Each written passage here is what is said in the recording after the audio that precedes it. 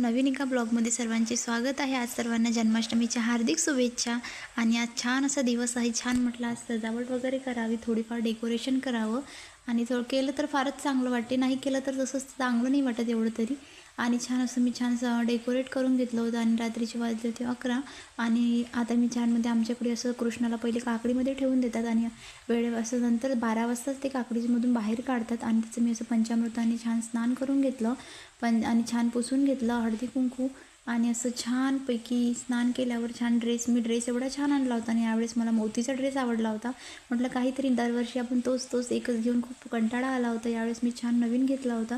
तुम्ही बघू शकता किती छान दिसते। असा दिवा वगैरे लावून घेतला आणि धूपदीप अगरबत्ती लावली आणि असा ड्रेस तुम्हाला मी दाखवते। एवढा स्टोनचा ड्रेस होता, एवढा छान दिसत होता आणि कृष्णाला पण असं मी घालून घेतला आणि पाळण्यामध्ये बसवलं आणि आता आणि एवढी शांतता म्हटल्यावर अद्वैत झोपलेला होता आणि शांत असलेच वातावरण, नाही तर तो असा मध्ये आला असता करायला।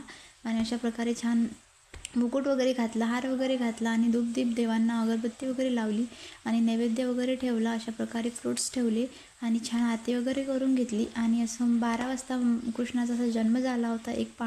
असं पाळण्याला थोडंसं झुलवलं आणि अद्वैतचे पप्पासुद्धा आले होते, त्यावेळेस त्यांनीसुद्धा असा नमस्कार वगैरे केला आणि असे पाळण्याला 1-2 असं झोक्या टाईप दिले। असा होता आमचा दिवस। भेटूया नवीन ब्लॉगमध्ये, चलो बाय।